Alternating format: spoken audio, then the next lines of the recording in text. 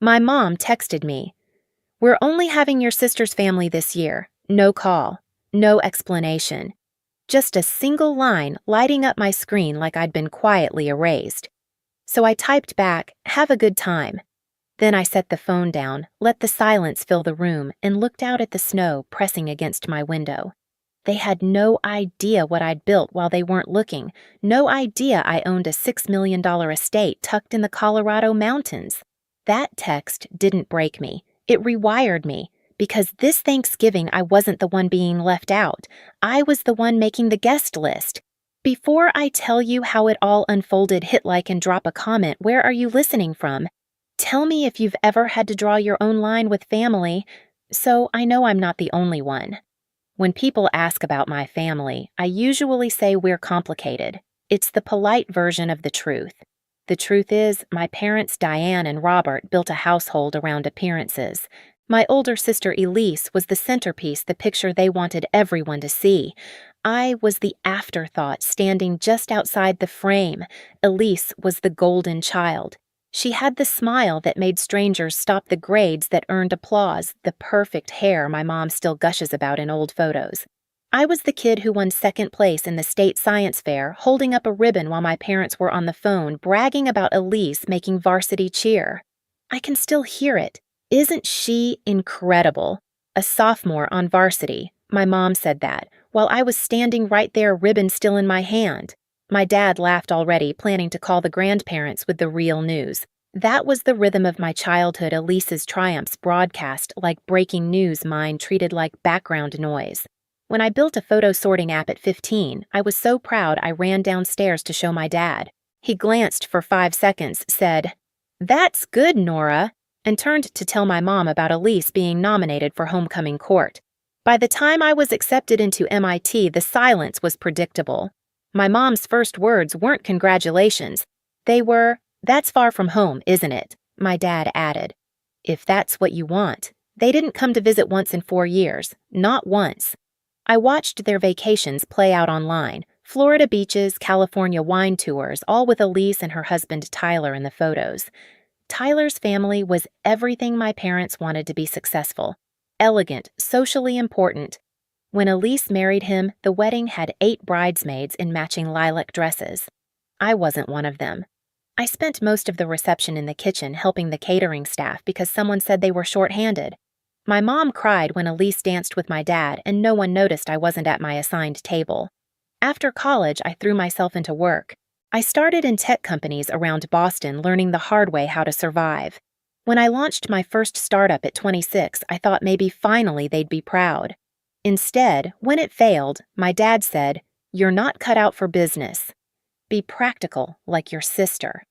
I hung up, stared at the wall, and decided I'd never ask them for help again. But not everyone saw me as invisible. Grandma Ruth did. She was the quiet force in our family, the one person who never compared me to Elise. She'd call on Sundays just to ask how I was really doing. No pretense, no judgment. I remember her saying once, "One day you'll build something they can't ignore." She didn't know how right she'd be. I read my mother's message again that night, the glow of the phone reflecting off the dark kitchen window. "We're only having your sister's family this year." 10 simple words, but it felt like they'd been rehearsing them my entire life. I didn't cry. I didn't throw the phone. I just set it down beside the sink next to a plate I'd washed and never put away, like everything in this family unfinished. I poured myself a glass of water and let the silence settle. I wasn't angry anymore, not in the loud way I used to be. The rage had gone quiet, heavy, deliberate. Because somewhere between their last insult and this message, I had changed. I thought about all the versions of me they'd dismissed: the girl with the science fair ribbon, the college student they never visited, the woman who called asking for help and got told she wasn't cut out for business. I remembered sitting in that tiny apartment in Boston years ago, eating noodles at a desk made out of an old door. I could still hear my dad's voice echoing through the phone, "Be practical, like your sister." Maybe that's what they wanted, for me to stay small. Maybe that's why they never asked questions after I stopped sharing details about my life. Because if they didn't know, they couldn't be wrong. I walked to the window and stared at the faint skyline, the city lights stretching like a constellation of second chances. They thought I was still living paycheck to paycheck, struggling to make it. They had no idea what I'd built in the shadows of their indifference. A year earlier, I had sold my cybersecurity company for $320 million. The ink on the contract was barely dry when I bought a property in Colorado, 50 acres of land wrapped in mountains and silence. 6 bedrooms, a guest house, a view that made even the sky look expensive. It was more than a house. It was proof that I'd survived without them. I hadn't told anyone, not Grandma Ruth, not even my closest friends from MIT. I wanted to keep something that was mine alone, a life untouched by comparison. But now, looking at that text, I realized I wasn't the one left out. They were. I smiled faintly. Maybe this year Thanksgiving would be different. Maybe this time I'd write the guest list. The next morning, the mountains outside my window were buried under a sheet of white. The first snow of the season had come overnight, quiet, deliberate, like it knew I was planning something. I sat on the deck of my Colorado home with a mug of coffee and my laptop open. For the first time in years, I wasn't dreading Thanksgiving. I was designing it. I opened my contacts list and started calling. "Uncle Henry," I said, "what are you doing for the holiday?" He hesitated. "Your mom said it's just immediate family this year." "Right," I answered softly. "Guess that means us, too."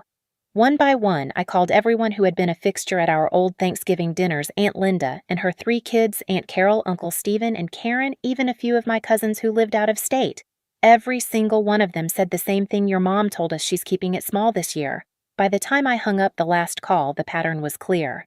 My parents had cut 20-some relatives from the list, not because there wasn't space, but because Elisa's in-laws were more impressive. Doctors, lawyers, social polish. My family had become a performance, and anyone who didn't fit the script was edited out. I leaned back in my chair, staring at the peaks turning gold in the sunrise. Then I called the one person I trusted completely. Grandma Ruth picked up on the second ring. "Nora, sweetheart." "Grandma," I said, trying not to sound too proud. "How do you feel about spending Thanksgiving in Colorado?" She laughed. "As long as I don't have to cook, I'm in." "Perfect," I said. "And bring your appetite." That afternoon, I started planning. I called a private chef from Denver, a man named Marco who'd worked at a Michelin-starred restaurant. I hired a photographer. I arranged flights, hotel rooms, and car services for 35 guests. Everyone I called sounded both shocked and delighted. Most of them hadn't seen me in years. None of them knew what I'd built. As I moved through the house past the stone fireplace, the long dining table, the windows framing the mountains, I could almost feel the space waking up. The air hummed with a kind of quiet purpose. This wasn't about revenge anymore. It was about reclaiming something I'd lost years ago, a sense of belonging. By the end of the week, everything was set. Flights booked, gifts wrapped. The guest rooms were ready, each one holding a small personal gift. Fly rods, bracelets, books, little reminders that I'd been paying attention even when they hadn't. That night, as I reviewed the final list, my phone lit up with a new message. It was from Elise. "Hey, just checking, what are you doing for Thanksgiving?"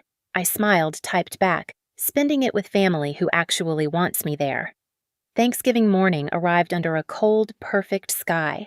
The sun climbed over the ridgeline, spilling light across the snow and glass of my Colorado estate. Inside, the air smelled like rosemary butter and wood smoke. Marco, the chef I'd hired, was already in the kitchen orchestrating a small army of dishes. My guests would start arriving within the hour. I stood at the window for a long time, holding a mug of coffee I wasn't drinking. For the first time in years, I felt still. No pretending, no waiting for someone else to notice me. This day was mine. The first car pulled up at 9. Uncle Stephen stepped out holding his wife Karen's hand. They stopped on the driveway, staring up at the house like they'd stepped into another world. "Holy hell, Nora," he said when I opened the door.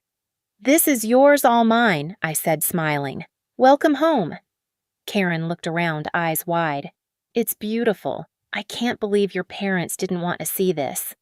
"Their loss," I said. And I meant it. Over the next 2 hours, the house filled with laughter and footsteps. Aunt Linda arrived with her kids. Aunt Carol brought a pie. Cousins hugged me at the door like they hadn't seen me in a decade. People walked through the halls, running their hands over the walls, taking pictures, gasping at the view. Even my old MIT friends Rachel and Ethan flew in from Boston. They whistled when they saw the guest house. By noon, everyone had settled in. Some people were helping Marco in the kitchen. Others were sitting by the fire swapping stories. The sound of conversation echoed through the room's real, unfiltered joy. For the first time, I wasn't the quiet one standing on the sidelines. I was at the center, not because I demanded it, but because I'd built it.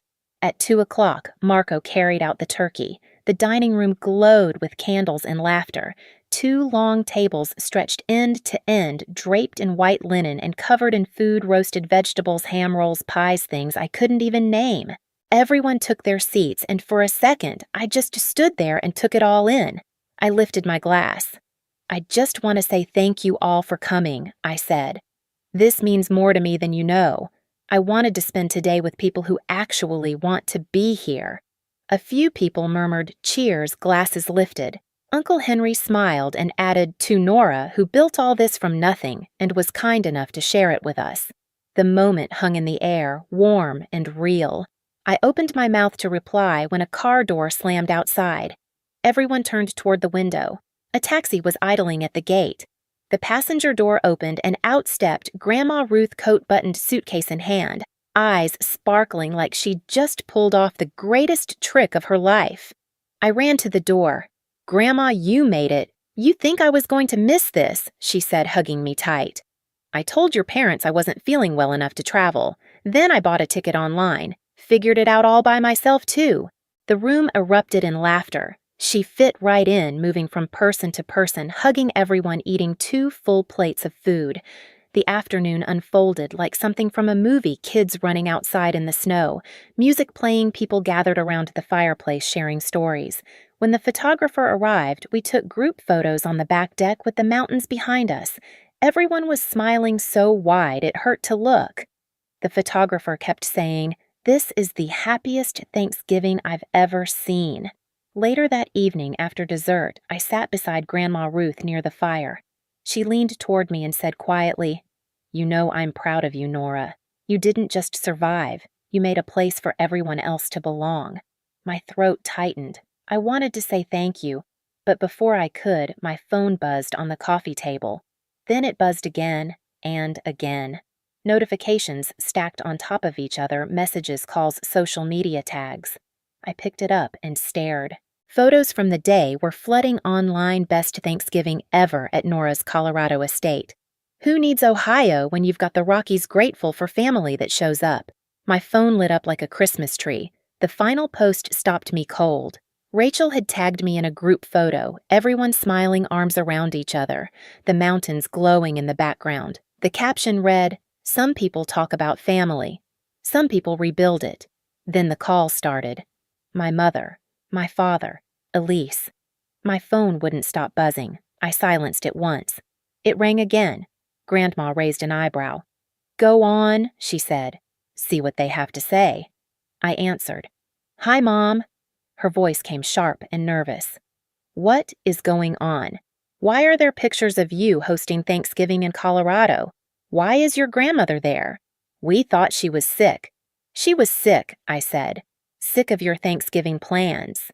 There was a pause, then my dad's voice in the background. "Where did you get the money for all this?" "I sold my company last year," I said. $320 million. The silence that followed was so long I could hear the fireplace crackle. Then my mom whispered, "Why didn't you tell us I tried?" I said evenly. "Last Christmas." "You were too busy talking about Elise's son's piano recital." My dad's voice rose hard and defensive. "You made us look bad, Nora. Everyone's talking about this." I let out a breath. "I didn't make you do anything. You uninvited half the family because they weren't good enough for Elise's in-laws. I just invited them here instead." Elise's voice came next, tight and anxious. "Do you know what this looks like? Our Thanksgiving looks pathetic compared to yours." "That's not my problem," I said quietly. Then another voice cut through the chaos. Grandma Ruth, standing beside me, said, "Put it on speaker." I did. "Mom," my dad asked, startled. "You're there." "Of course I'm here," she said, calm and clear. "And it's about time you listened to someone other than yourselves." She took a slow breath. "You've taken Nora for granted her whole life. You pushed her aside, made her feel small so you could polish Elise's crown. And now you're embarrassed because the world saw it. She didn't do this to hurt you. She did it because she wanted to spend the holiday with people who care about her." Nobody spoke. The silence on the other end was heavy. My father mumbled something that sounded like "we'll talk later" and hung up. I stared at the phone for a long time, my heartbeat finally slowing. Grandma squeezed my hand. "You did the right thing," she said. "I don't know," I whispered. "Maybe I was being petty." "No," she said softly. "You were being honest. There's a difference." Outside, snow had started to fall again, thick and slow.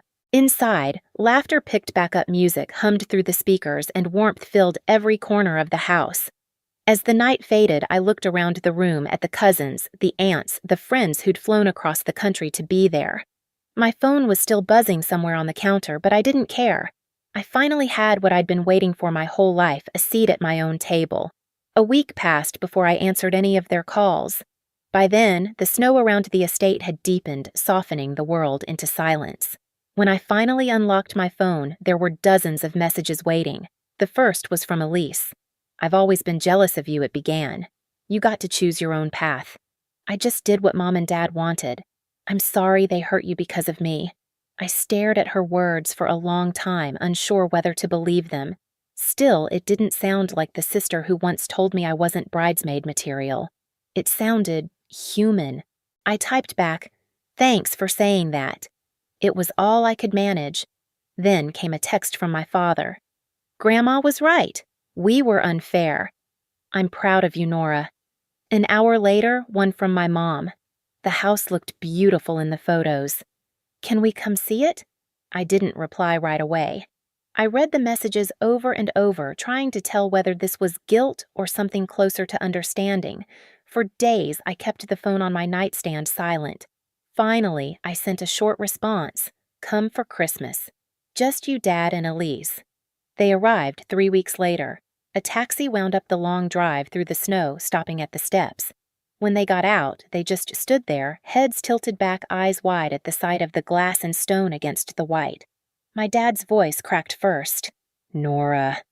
"This is incredible." Inside, they moved slowly through the rooms, touching things like they were afraid they might break. They stopped in front of the wall where I'd framed the magazine covers, Forbes Business Insider, the articles about CyberShield. My dad traced a headline with his finger. "You never told us," he said quietly. "I tried, I answered. You just weren't listening." At dinner that night, the silence was gentler. My mom set her fork down and looked at both of us. "We failed you," she said. "We pushed Elise too hard and didn't give you what you needed." "I'm sorry." My dad nodded. "We can't change the past, but we want to start over." I didn't trust the moment completely, but for once I didn't need to. Grandma Ruth raised her glass and smiled. "To new beginnings," she said, "and to people who finally showed up." The table clinked with quiet laughter. Snow fell outside, soft and endless. For the first time in years, the air around us felt warm. On Christmas night, after the dishes were washed and the fire burned low, I walked out onto the deck.